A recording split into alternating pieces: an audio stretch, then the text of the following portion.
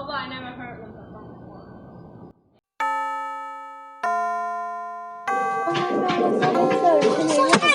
Do you know the school is going to dismiss our club?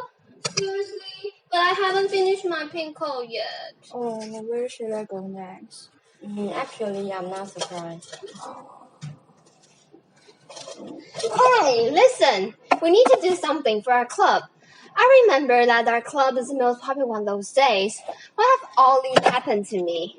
Oh, don't be upset. So what should we do now? What happened? We need to find a way to prevent our club from dismissal. Wow, that's very challenging. Oh, I never thought you would like to work with me. A play will be great, won't it? What about setting some folklores and fairy tales in different countries as our main story? I guess it will be interesting. I just found a story about Sudan from Southeast Asia on the internet. Do you want to hear? Sure. The story is about a Sudan who wanted to find someone that looks like a goddess as his queen. Then he sent the strongest warriors to the Gold Mountain to help him propose to Princess Jingshan. When the warriors reached the top of a mountain, they found a beautiful garden with 4 women in it. The warriors hoped that they could send a message to Princess Jingshan. Then at night, an old woman came into sight.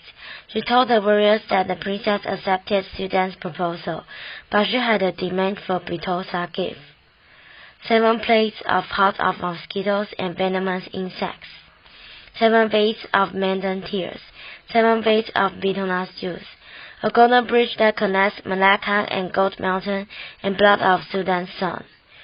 To marry the princess, Sudan forced his people to build the golden bridge at all costs.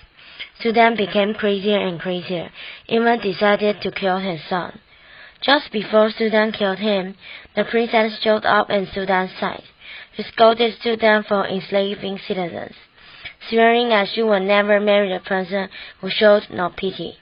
She disappeared, and no one had ever seen her again. Cool. I have never heard it before. Next is mine. Have you ever had the experience that your grandparents warned you not to point at the moon? Yeah, because you have got your ears cut. That's right. Let me tell you the story of the moon goblins. A long time ago, there was a legend that many moon goblins live on the moon. They had a beautiful face, long yellow hair on their bodies, and 2 black horns on their heads. The moon goblin had a strange temper. As long as someone pointed at the moon, they would think others were making fun of them. So they would cut their ears fiercely for revenge. Every month the goblin carried a moon scimitar around and flew down from the moon. With a brush, they left a wound on the person's left ear. But actually, the human eyes couldn't see the wound and barely feel painful. It will only remain on the left ear. If a person had 6 scars on the left ear, they would immediately become a moon goblin. Moreover, the left ear will fall and become a dazzling moon scimitar in their hands. How about any one of us just wear this dumb hippopotamus suit in our performance? I know it's very popular. Oh, how dare you! He's a troll! A troll? Of course! Well, you probably don't know that Moomin is the second most popular Finland character, just after Santa Claus. At first, the author Tove Jansson created this character just to make fun of her short and ugly little brother, but somehow it has become popular ever since. The lovely family brought joy to their readers by traveling with no hesitation and managing difficulties in a way that we'll never think of. But actually, the series of these books was written in World War II when Finland had signed an unequal treaty for a 10% cession of their land. The story has also turned into a cartoon and has encouraged endless Japanese since they have a similar situation. Many might think Moomin as a children's book, but actually it reveals a lot about the dark side of life. So, enjoying the happiness right at the moment might be the only thing that I want to do. Just as Moomin said, I only want to live in peace and plant potatoes and dream. That's cute. How about this inspirational story? Far away from Africa, there was a loyal official who had a habit of looking at every situation that had ever occurred in his life. He always remarked, "That's great." One day, the king and his official were out hunting. A bomb blew up the king's thumb. Examine the situation. His friend remarked as usual, "This is good." The king was angry and proceeded to send his friend to jail. About a year later, the king was hunting in an area that he should have known to stay clear of. Cannibals captured him and took him to their village. They tied his hands, stacked some wood, set up a stake, and bound him to the stake. As they came near to set fire to the wood, they noticed that the king was missing the thumb. Being suspicious, never ate anyone less whole. So untying the king, they sent him on his way. As he returned home, he felt sorry for his treatment of his friend. Then he went immediately to the jail to speak with his friend. He knew that what his friend had told him was right, and he told the friend all that had just happened. He apologized to his friend for putting him in jail so long. "No," his friend replied. "This is good." The king had no idea about what this meant. "If I had not been in jail, I can't stay with you right here now." My turn. How about a story from 1001 Night? You mean Aladdin? Or Alibaba and 40 Thieves? That's so boring. No, it's about a young man who never laughs again. The story starts with a young man sitting on the street. An old man came by and asked, "What are you worried about, child?" "I lost my job." I can offer you a job for you. But I have one request. If you see any elderlies cry, never ask them why. The young man accepted the job and they walk home together. The old man's house is luxurious, but elderlies living there are all look depressed.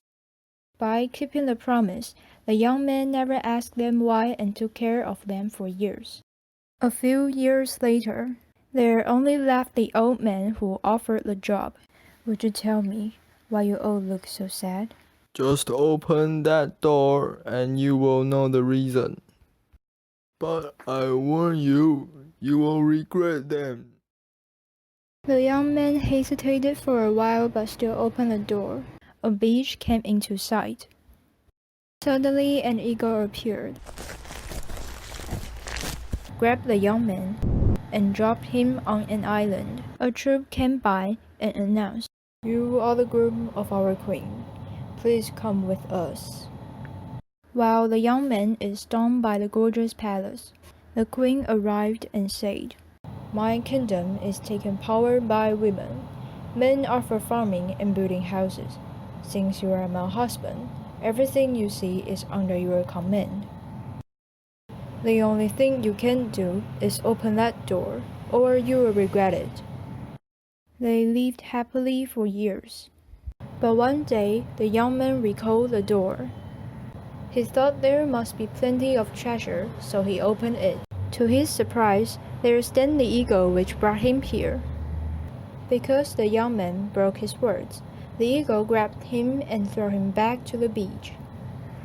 The young man still hoping for the eagle to bring him back to the queen, but it never came. He went back to the house. In a sudden, he knew why the elderlies never smile. What are you worried about, child? Well, how about acting a story? I think it'll work. I have already thought of the best person to be the eagle. Jenny!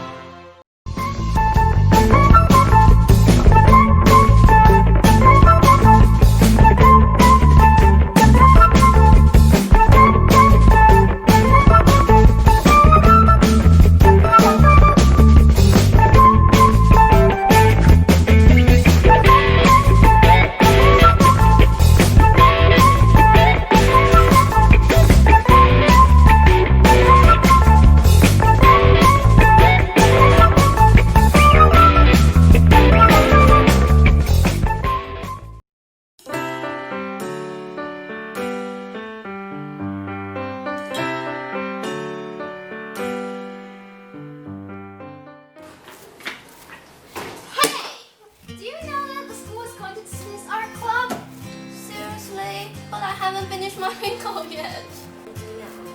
What happened? 对不起，等一下没关系，我。